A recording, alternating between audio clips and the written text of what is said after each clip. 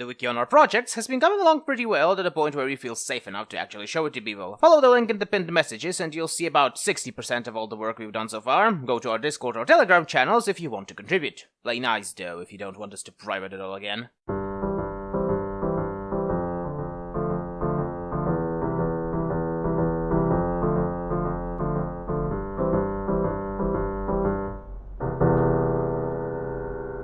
Mashle, Magic and Muscles, to my great surprise, is not a parody of Heroes of Might and Magic. It's Might and Magic these days. I guess I had that idea because of the Ukrainian translation of the title. In reality, Mashle, Magic and Muscles is a parody of Harry Potter, which opens an even more interesting can of worms. Many people think that Rowling's biggest sin these days is being a radical feminist that dislikes trans people, but to me, her biggest and most stinkiest sin was always the way she viciously guarded her intellectual property rights to the point where she stamped on even things that just have a similar naming style, and given that the show is very overt in its parody, one kinda has to wonder how they've managed to do that.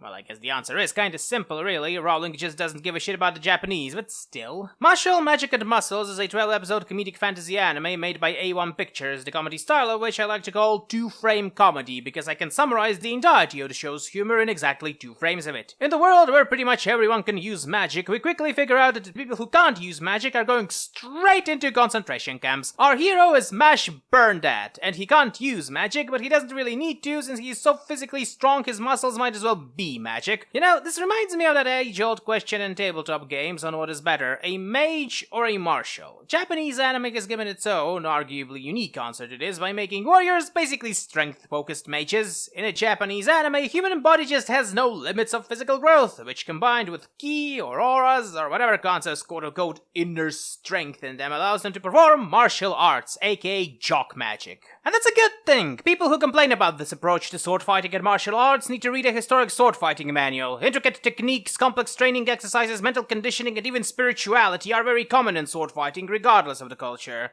Where was I? Ah, that's right. So, Mash doesn't have magic, adult people without magic are sent to concentration camps. When a group of policemen wanted to do that to Mash, he beat the shit out of them, and one of the policemen basically blackmailed him into enlisting into a magic academy.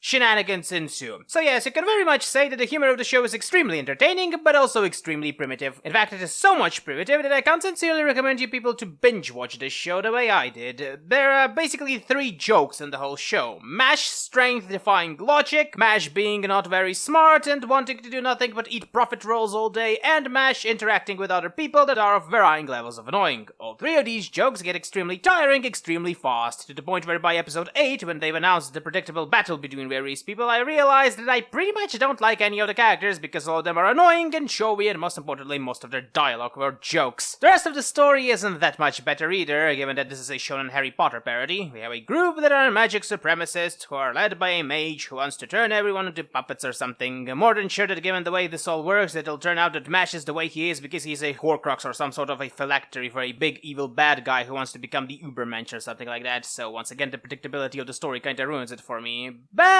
what if instead of binge watching, you'll watch it the way it's supposed to be watched, i.e. 1 episode per week? Then I'd say it's a very hilarious and entertaining story that doesn't take too much of your brain space. Once again, the biggest issue here is that the jokes get old really fast, but if you ration them, they aren't that bad, or I think it would be better to say they aren't worse than the usual Japanese standard. Add to this a decent shonen structure, decent graphics, and a funky rap soundtrack, and it's by far not the worst thing to spend your time on. It reminds me of Beelzebub in a way, the only difference being that Beelzebub was a shonen show of many seasons, meanwhile Mashle has to play by modern rules. Well, such is life.